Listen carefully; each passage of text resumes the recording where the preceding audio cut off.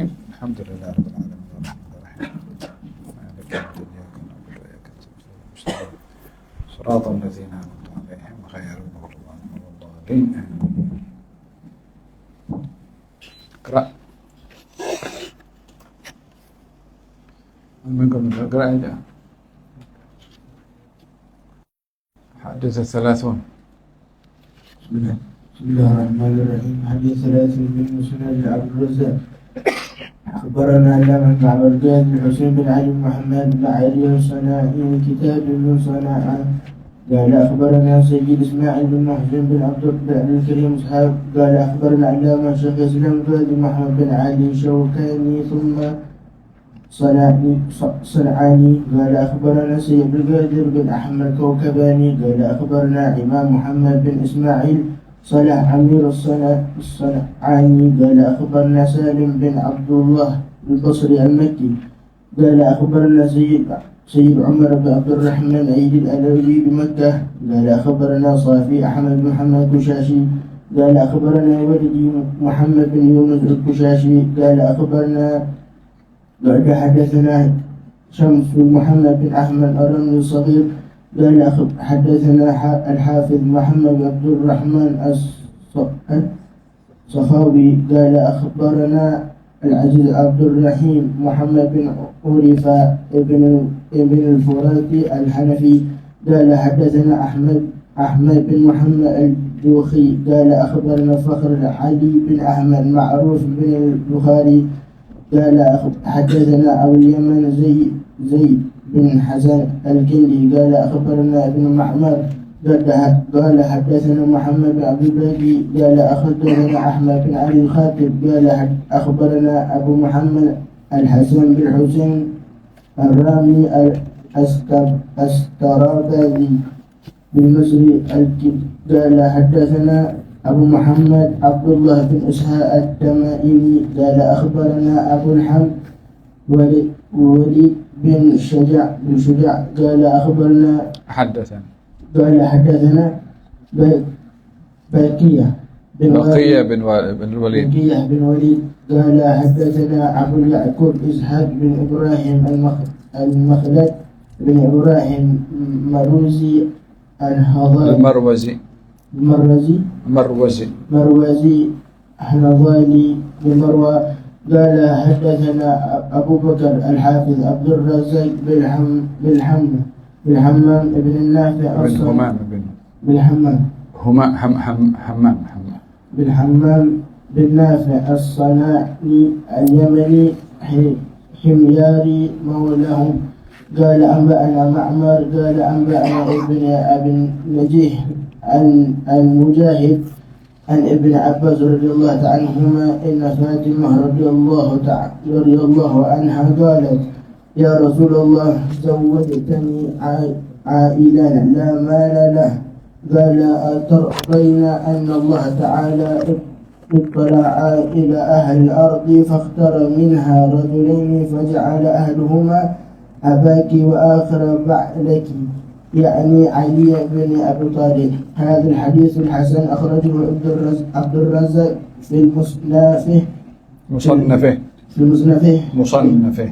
في مصنفه بهذا اللفظ والإسناد رواه الإسحاق بن راهويه في مسنده عن عبد الرزاق بهذا الإسناد ورواه ابن العدي بالكمال عن الحسين بن سفيان عن ابن راهويه ورواه الإمام أحمد بن حنبل في المناقب فاطمة الزهراء وأبو النعيم في الحديث في الحلية بمعناه وأبو الأحمد العسكري في المسند والإمام جعفر الصادق في المسند عن الآباء عن العلي وابن أبي شيبة في المصنف فجر مترجمة ابن عباس رضي الله عنه من رواية كما فاطمة رضي الله عنها berkata kepada Rasulullah sallallahu alaihi wasallam, ya Rasulullah, engkau telah mengahwinkan aku dengan seorang lelaki miskin yang tidak punya apa-apa harta. Baginda membalas, tidakkah engkau reda bahawa Allah telah memerhatikan seluruh penduduk dunia, lalu Dia memilih 2 orang lelaki antara mereka semua, salah seorang yang merupakan ayah engkau sendiri dan seorang lagi merupakan suami engkau. Lagi dimaksudkan Ali bin Abi Thalib. Nah, bismillahirrahmanirrahim. Alhamdulillah. Salatu wassalamu ala sayyidina Rasulillah Muhammad bin Abdullah wa ala alihi wa sahbihi wa man walah, wa ba'du. Hadis diriwayatkan oleh Syekh Muhammad Yasin bin Isa Al-Fadani dengan sanadnya sampai kepada sahib al-kitab al-musannaf atau dinamakan musannaf Abdul Razzaq rahimahullah. Diriwayatkan daripada Sayyidina Abdullah ibn Abbas, katanya, inna Fatimah radhiyallahu anha qalat, Fatimah radhiyallahu anha berkata, wahai Rasulullah, ya Rasulullah, zawwajtani ailan, wahai Rasulullah, engkau kahwinkan aku dengan seorang yang miskin, la mala lahu, yang tidak punya duit. Dijawab oleh Rasulullah, wahai Fatimah, tidakkah kamu senang hati bahwasanya Allah Subhanahu wa taala tardaina anna Allah taala ittala'a ila ahli al-ard, tidakkah kamu senang dan puas hati bahwasanya Allah Subhanahu wa taala telah melihat semua penduduk bumi, fakhtara minha rajulain, dan daripada semua penduduk bumi dipilih oleh Allah 2 orang. Faja'ala ahadahuma abaki, salah seorang daripada mereka yang terpilih adalah ayahmu, wal akhar ba'laki, dan yang kedua yang dipilih adalah ba'laki, suami kamu, yaitu Ali bin Abi Thalib. Nah, hadis ini membicarakan tentang perkahwinan Siti Fatimah dengan Sayyidina Ali bin Abi Thalib. Perkahwinan ini terjadi setelah hijrahnya Rasulullah ke Madinah, yaitu pada tahun kedua daripada hijrahnya Rasulullah. Pada tahun yang sama berlaku perkahwinan, dan pada tahun yang sama mulai dilihat tanda-tanda mengandung, dan lahirlah anak yang pertama, yaitu Hasan bin Ali bin Abi Thalib. Siti Fatimah bahagian daripada Ahlul Kisah. Ahlul Kisah maknanya adalah orang yang berada di bawah naungan kain yang dibentangkan oleh Rasulullah SAW, di mana ketika Rasulullah membentangkan kain itu, yang ada di bawah bentangan kain itu adalah 5 orang. Baginda sendiri, Siti Fatimah Az-Zahra, Sayyidina Ali, Sayyidina Hasan, dan Sayyidina Husain.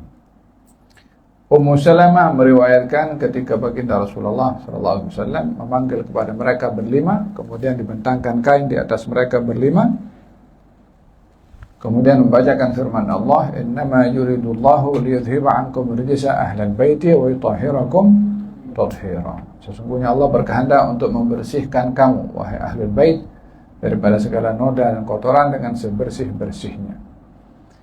Maka dalam hal ini mereka berlima itu dinamakan Ahlul Kisah. Ahlul Kisah, kisah maknanya kain. Dinamakan Ahlul Kisah disebabkan oleh karena Nabi membentangkan kain kepada 5 orang. Siti Fatimah adalah putri Rasulullah SAW yang memiliki keistimewaan. Di antaranya beliau mendapat keistimewaan penghulu kepada kaum wanita di dunia dan juga di akhirat. Adapun kemuliaan Siti Fatimah disebutkan oleh Nabi SAW, katanya penghulu kaum wanita di syurga ada 4. Penghulu kaum wanita di syurga ada 4. Yang pertama Khadijah binti Khuwailid, istri Nabi. Yang kedua Fatimah Az-Zahra, Fatimah binti Rasulullah. Yang ketiga Maryam binti Imran. Yang keempat Asiyah binti Muzahim. Asiyah binti Muzahim, istri Fir'aun.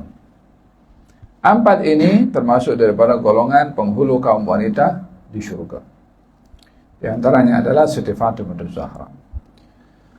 Keistimewaan Siti Fatimah Az-Zahra adalah mendapat kedudukan yang tinggi di hati Rasulullah SAW, sehingga Nabi meletakkan redanya Nabi, yang mana redanya Nabi itu adalah sebaik-baik hadiah didapat oleh seseorang kalau Nabi redha pada dia. Itu terletak pada redanya Fatimah. Dan murkanya Nabi bergantung kepada murkanya Fatimah.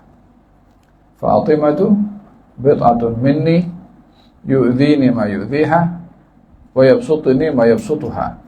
Fatimah bahagian daripada darah daging aku, akan menggembirakan, akan mengganggu aku apa saja yang mengganggu dia, dan akan menyenangkan aku apa saja yang menyenangkan dia. Diletakkan kesenangan Rasulullah dengan kesenangan Siti Fatimah, dan murkanya Rasulullah dengan murkanya Siti Fatimah. Keistimewaan yang lain adalah zuriyah Nabi Muhammad SAW adalah daripada Siti Fatimah Zahra. Putri Nabi ada 4. Yang pertama, Zainab berkahwin dengan Al-As ibn Rabi'ah. Ada anak, tetapi tidak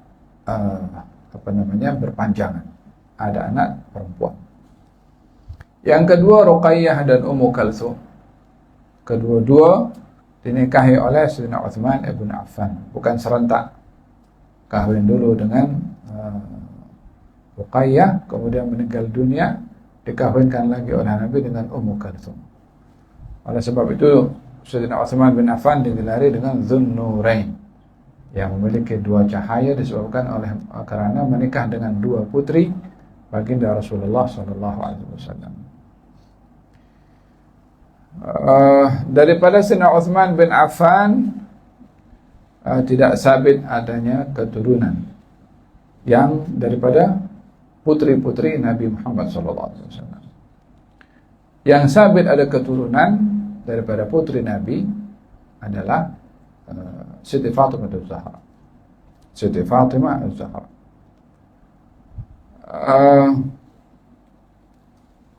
Walaupun terdapat perbezaan pendapat berkenaan dengan adakah ada keturunan daripada putri-putri Nabi yang lainnya, yang masyhur adalah keturunan Nabi daripada Siti Fatimah Az-Zahra melalui pernikahannya dengan Sayyidina Ali bin Abi Thalib. Nah, hadis ini bercerita tentang pernikahan Siti Fatimah yang sebelumnya sudah dirisai oleh beberapa orang sahabat.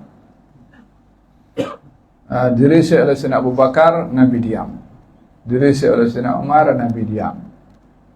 Sampailah kedua-duanya, Sayyidina Abu Bakar mengatakan kepada Sayyidina Ali, Rasulullah menunggu engkau yang datang untuk merisai. Yani bermakna digalakkan Sayyidina Ali yang datang untuk merisai. Sayyidina Ali pada ketika itu tidak punya apa-apa. Sayyidina Ali adalah orang yang miskin, orang yang susah.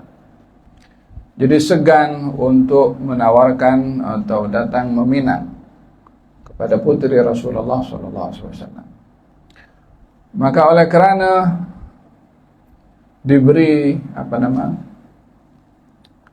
sokongan dan semangat untuk datang merisik kepada Rasulullah akan putrinya, maka Sayyidina Ali pun meminang putri Rasulullah SAW, dan Nabi mengatakan, dengan engkau aku diperintahkan untuk menerima. Yani bermakna Allah Subhanahu wa taala mahukan Siti Fatimah dinikahi oleh Sayyidina Ali bin Abi Thalib.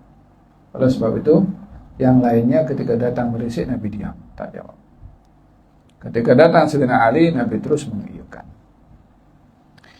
Pada ketika itu ditanya, apa mas kawin yang boleh engkau bagi? Sayyidina Ali tak punya apa-apa.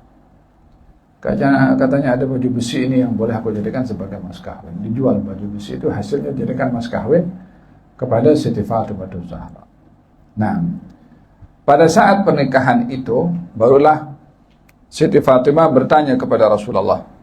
Katanya, ya Rasulullah, engkau nikahkan aku dengan seorang yang miskin dan tak punya duit. Soalan Siti Fatimah bukan mau merendahkan Sayyidina Ali.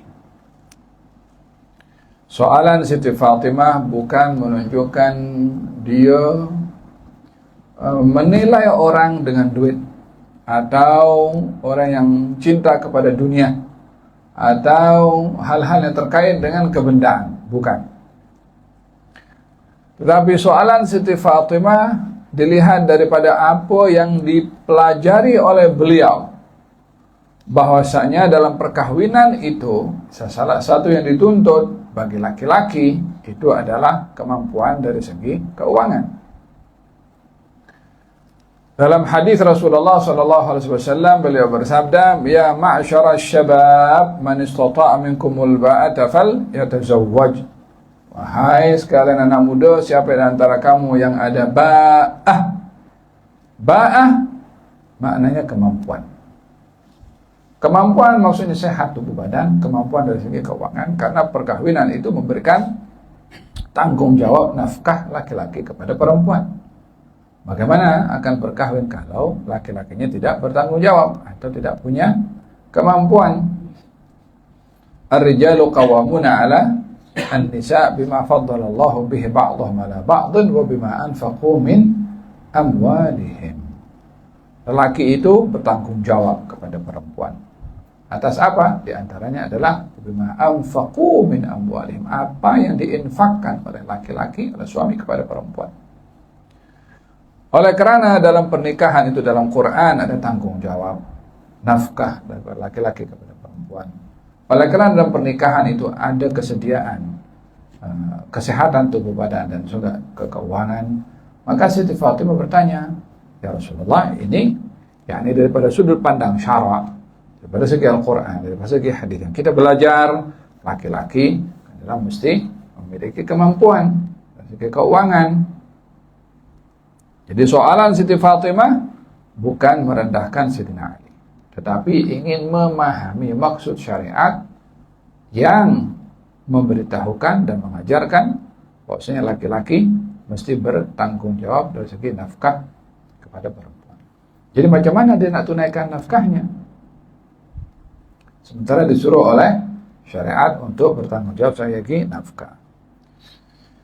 Faham dong? Mustahil anak Rasulullah SAW akan menilai orang lain dengan harta, sementara di rumahnya dididik oleh Rasulullah dengan zuhud. Kalau zaman sekarang kan orang mau kawin, berapa gaji awak?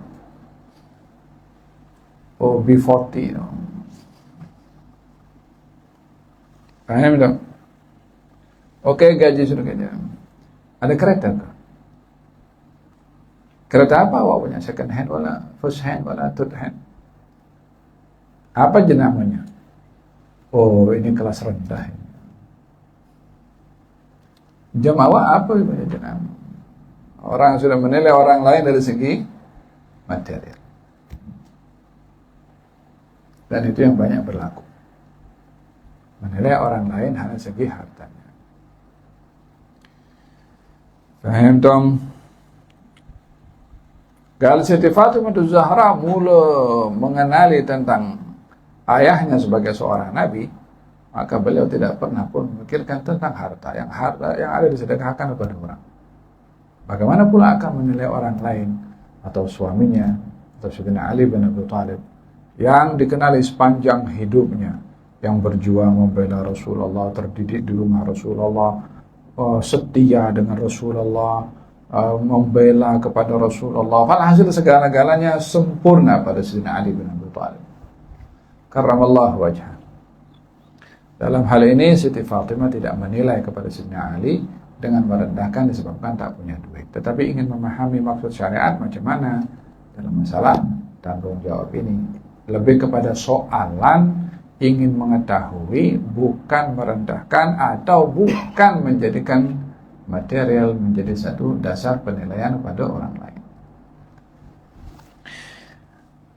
Baru dijawab oleh Nabi SAW. Katanya, "Wahai Fatimah, tidakkah kamu senang hati dan puas hati bahwasanya Allah Subhanahu Wa Taala melihat di atas muka bumi ini?" Ini merujuk kepada semua yang ada di atas muka bumi. Dalam hal ini diartikan adalah, adakah dimaksudkan melihat di atas muka bumi itu di zaman itu saja, atau daripada seluruh zaman? atau di zamannya Rasulullah dan setelahnya. Bila dilihat pada zaman itu, bermakna yang termulia pada waktu itu adalah Rasulullah, kemudian Sayyidina Ali. Faham tak? Dilihat daripada aspek umumnya secara general. Walaupun kita tahu dalam beberapa hadis Nabi Muhammad SAW, orang yang paling mulia setelah Rasulullah adalah Sayyidina Abu Bakar, kemudian Sayyidina Umar, kemudian Sayyidina Uthman, kemudian Sayyidina Ali bin Abi Thalib. Dilihat daripada beberapa peringkat. Nah, kemudian katanya Allah melihat di atas muka bumi ini tidak ada orang yang lebih Allah sudah melihat di atas muka bumi ini ada dua orang yang dipilih. Yang pertama adalah ayahmu, dipilih oleh Allah Subhanahu wa taala menjadi nabi dan rasul. Yang kedua adalah suamimu, Ali bin Abi Thalib. Merujuk kepada firman Allah Subhanahu wa taala, Allah yustafi minal malaikati rusulan wa minan nas. Allah itu memilih daripada sekian ramai para malaikat rasul-rasul, dan Allah memilih daripada sekian ramai manusia rasul-rasul. Yani tidaklah orang itu menjadi orang yang mulia di sisi Allah kecuali Allah telah memilihnya untuk menjadi orang yang mulia. Dalam hal ini Sayyidina Ali yang dipilih oleh Allah Subhanahu wa taala untuk menjadi orang yang mulia, sehingga dijadikan oleh Allah sebagai suami kepada Siti Fatimah Zahra radhiyallahu anha wa ardhaha wa alaiha assalam. Naam. Yang kedua hikmah yang kita ambil daripada sini adalah antara kebendaan dan juga ibadah dan akhlak serta taat dan salehnya seseorang, maka yang diutamakan adalah nilai akhlak dan juga ibadah, bukan harta. Jika seseorang itu miskin tapi akhlaknya baik, dia akan lebih baik daripada orang itu kaya kalau tak punya akhlak yang baik. Karena kebahagiaan bukan hanya terletak pada kebendaan, tapi kebahagiaan terletak kepada akhlak. Oleh hadza tidak fil hadis dinyatakan tidaklah ada satu pemberian yang diberikan oleh Allah kepada seorang melebihi daripada baiknya akhlak yang baik.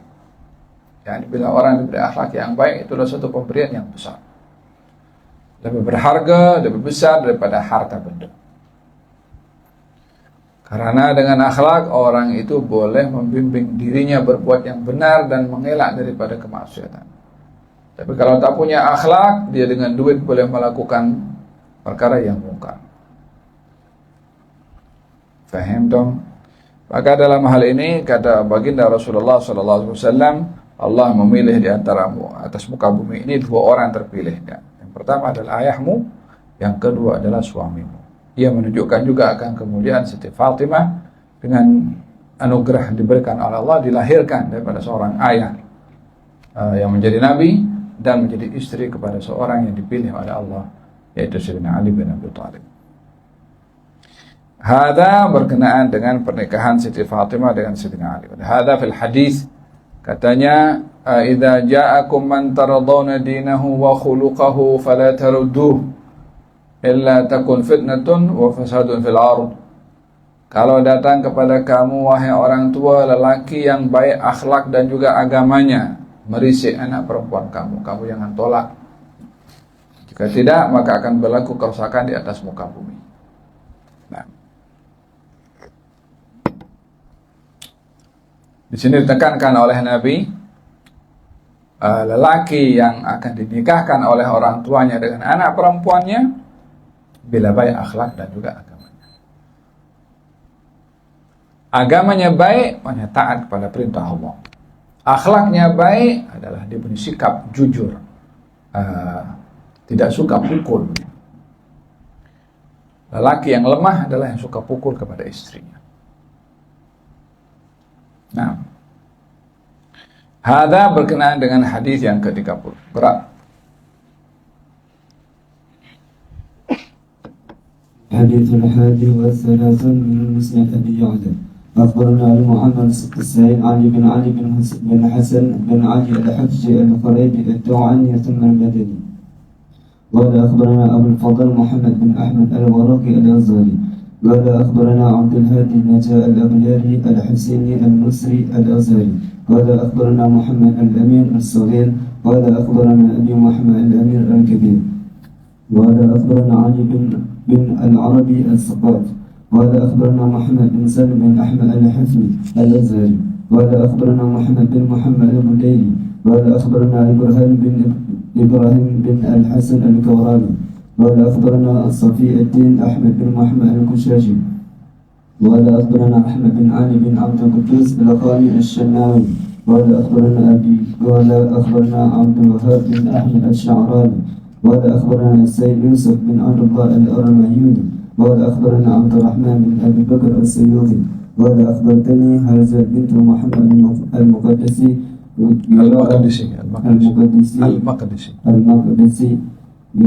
قراءة عليها وأنا أسمع قال أخبرنا محمد إبراهيم المناوي قال أخبرنا محمد بن إبراهيم الميدوني قال أخبرنا أبي قال أخبرنا أبو علي البكري قال أخبرتنا أم الضياء بنت أخبرتنا قال أخبرتنا أم الضياء بنت عبد الرزاق قالت أنبأنا أبو القاسم الشحاني قال حدثنا أبو سعد الكنجرودي قال حدثنا أبو عمرو بن حمد قال حدثنا أبو يعلى الموصيلي الحافظ قال حدثنا عمر بن الحسين قال حدثنا ابن حلاثة عن تصنيف عن مجاهد عن أبي هريرة رضي الله عنه قال رسول الله صلى الله عليه وسلم من حفظ على أمتي 40 حديثا فيما ينفعهم من أمر دينهم بعد يوم القيامة من العلماء وفضل العالم على العابد ب70 درجة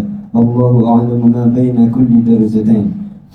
حديث حسن مخرج في مسلم الحافظ أبي يعلى بهذا اللفظ وراه الآجري في كتاب أخلاق العلماء بسنده من حديث أبي هريرة وابن عباس وأنس بمعناه.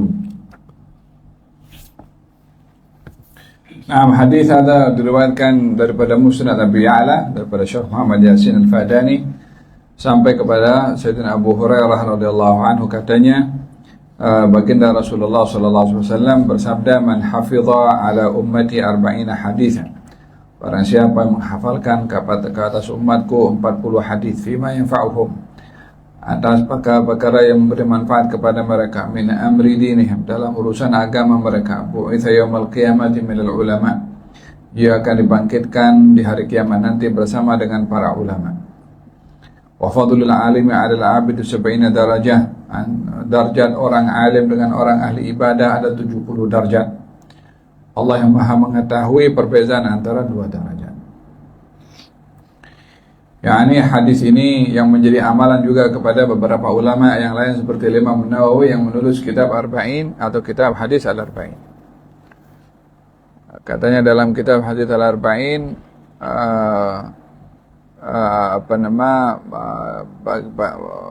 baginda Rasulullah sallallahu alaihi wasallam bersabda, barang siapa yang menghafal 40 hadis maka dia akan dibangkitkan di hari kiamat bersama dengan para ulama. Walihada para ulama berlumba-lumba untuk menghafal dan menghafalkan orang lain 40 hadis. Oleh sebab itu Syekh Muhammad Yasin Al-Fadani pun menulis buku 40 hadis. Apa tujuannya? Supaya kita menghafal 40 hadis. Imam Nawawi juga menulis 40 hadis. Tujuannya agar supaya dibangkitkan di hari kiamat bersama dengan para ulama. Alangkah baiknya juga kalau kita menghafal 40 hadis ini supaya kita pun juga dibangkitkan bersama dengan para ulama. Kalau tidak boleh menghafalkan kepada orang lain 40, at least kita yang hafal 40 hadis. Paham dong? Dan yang kedua, ia menunjukkan tentang kemuliaan ilmu hadis dan kemuliaan menghafal hadis. Jadi dalam kita belajar ilmu hadis bukan hanya sekedar membaca dan memahami, tetapi juga menghafal. Pentingnya menghafal selain daripada Al-Quran, menghafal hadis. Bagi pelajar tidak sepatutnya tidak hafal hadis kurang daripada 40. Minimum 40 hadis. Minimum 40 hadis. Faham dong? Jadi hadis ini berbicara tentang kemuliaan ilmu hadis. Nadharallahu imra'an sami'a maqalati fawa'aha fa'addaha kama sami'aha farubba muballighin aw amin sami'. Semoga Allah Subhanahu wa taala memberikan cahaya kepada seseorang yang dia mendengar perkataan aku, hadisnya Rasulullah maksudnya, dan memahaminya lalu menyampaikan pada orang lain. Jadi janjinya adalah orang-orang itu akan diberi cahaya di hari kiamat nanti. Bila nampak orang-orang bercahaya wajahnya, di antaranya adalah mereka punya amalan di dunia adalah mendengar, memahami dan menyampaikan hadis Rasulullah SAW. Faham dong? Dan di dalam kita menghafal hadis 40 hendaklah selektif. Hadis itu banyak, ratusan ribu hadis Rasulullah SAW. Jadi mana perlu kita hafal? Mengikut apa yang menjadi keutamaan asas untuk kita pelajari. Baik itu terkait dengan amalan antara kita dengan Allah Subhanahu wa taala atau amalan antara kita sesama manusia. Nah, cukup kita menjadikan bekalan menghafal hadis 40 adalah arba'in nawawi, paling tidak arba'in nawawi. Kemudian keutamaan orang alim dan orang ahli ibadah, antara keduanya 70 derajat. Ada 70 derajat. Yani orang alim 70 kali ganda derajatnya.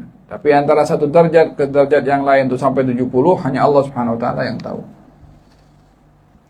Yarfa'illahu alladhina amanu minkum walladhina utul ilma darajat. Kata Abdullah bin Abbas, antara satu derajat dengan derajat yang lain perjalanan dalam 500 tahun.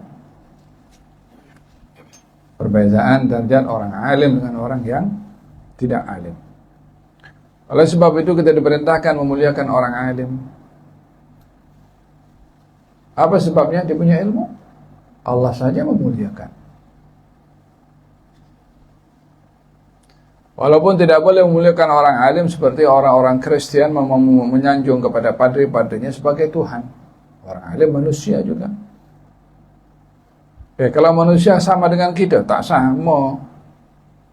Orang alim dengan orang jahil, mana boleh sama? Hal yastawil ladzina ya'lamuna wal ladzina la ya'lamun? Adakah sama orang yang mengetahui dan orang tidak mengetahui? Jawabannya tidak sama. Kok tidak sama? Allah saja membezakan. Paham dong? Jadi dalam melihat kepada orang alim itu melihat ilmunya untuk kita hormati. Pada masa yang sama kita tidak menjadikan orang alim seperti Tuhan. Itu kan sederhana dalam menilai kepada orang alim. Mudah-mudahan Allah Subhanahu wa taala anugerahkan kepada kita ilmu bermanfaat dan dapat menghafal 40 hadis dan digolongkan oleh Allah bersama dengan golongan para ulama. Amin Allahumma.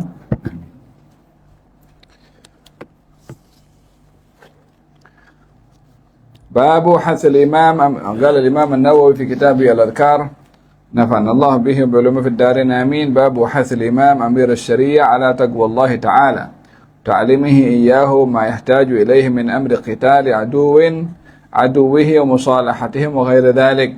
Bab anjuran kepada pemimpin pasukan untuk mengingatkan kepada pasukannya dalam berjihad supaya bertakwa kepada Allah dan mengingatkan kepada mereka akan perkara yang perlu diketahui di dalam jihad melawan musuh dan hal-hal yang terkaitan dengan perdamaian dalam jihad atau dalam perang. Nah, ini tajuknya saja sudah memberikan kepada kita penerangan bahwasanya jihad ini adalah disiplin ilmu. Mesti orang itu ada ilmu untuk berjihad. Bukan hanya semangat slogan, nampak orang dizalimi kita marah-marah, jom kita jihad. Ada ilmunya, ada dasarnya. Rawaina fi Sahih Muslim an Buraidah radhiyallahu anhu qala kana Rasulullah sallallahu alaihi wasallam idza amara amiran ala jayshin aw sariyatin awsahu fi khassatihi bitaqwallahi ta'ala wa man ma'ahu minal muslimin khaira thumma qala ughzu bismillahi fi sabilillah qatilu man kafara billah ughzu wa la taghullu wa la taghdiru wa la tumathilu wa la taqtulu walidan Wa idza laqita aduwaka minal musyrikin fad'uhum ila 3 khisal. Yani dalam Sahih Muslim dinyatakan, baginda Rasulullah SAW bila melantik seorang pemimpin panglima perang dalam berperang, maka Nabi berpesan kepada semua tentera, termasuk kepada pemimpinnya, katanya bertakwalah kamu kepada Allah. Maknanya jadikan jihad ini karena Allah, bukan karena kelompok, bukan karena kaum, bukan karena ta'assub, bukan karena harta, bukan karena yang lain. Jadikan jihad ibadah karena Allah. Kemudian ingatkanlah kepada tentera-tentera yang lain juga supaya dalam jihad menjadikan matlamat dan nawaitunya adalah karena Allah Ta'ala. Kemudian berjihadlah kamu dengan nama Allah dan jalan Allah. Perangilah orang-orang kafir yang memerangi kamu. Berperanglah dan janganlah menjadikan matlamat dalam perang untuk mengambil harta. Jangan kamu berkhianah. Jangan kamu melukai mayat musuh yang sudah dibunuh. Jangan membunuh anak kecil. Kalau kamu berhadapan dengan kaum musyrikin, ajaklah kepada mereka berdakwah terlebih dahulu. Yani bukan diperangi dulu, ajak masuk Islam dulu. Ini adalah beberapa taklimat dalam jihad. Tidak sembarangan. Jam kita zaman sekarang bom sana bom sini. Yang kena anak-anak kat Palestina puluhan ribu anak dibunuh. Itu anak-anak angkat senjata ke, punya nuklear ke, kejahatan yang tidak berperik kemanusiaan. Binatang pun tak buat kepada anaknya macam itu. Faham dong? Ada pesanan Rasulullah di dalam jihad. Nah. Wallahu ta'ala a'lam. Fadhal Rasulullah Muhammad bin Abdullah Subhanallah Sayyid Fatimah ala hadrat Nabi Muhammad sallallahu alaihi wasallam. Fatiha. Ar-Rahman Ar-Rahim Maliki yawmiddin. Iyyaka na'budu wa iyyaka nasta'in. Ghairil maghdubi alaihim waladdallin. Salli wa sallim. Alhamdulillah rabbil alamin. Rabbana fa'na bima 'allamtana.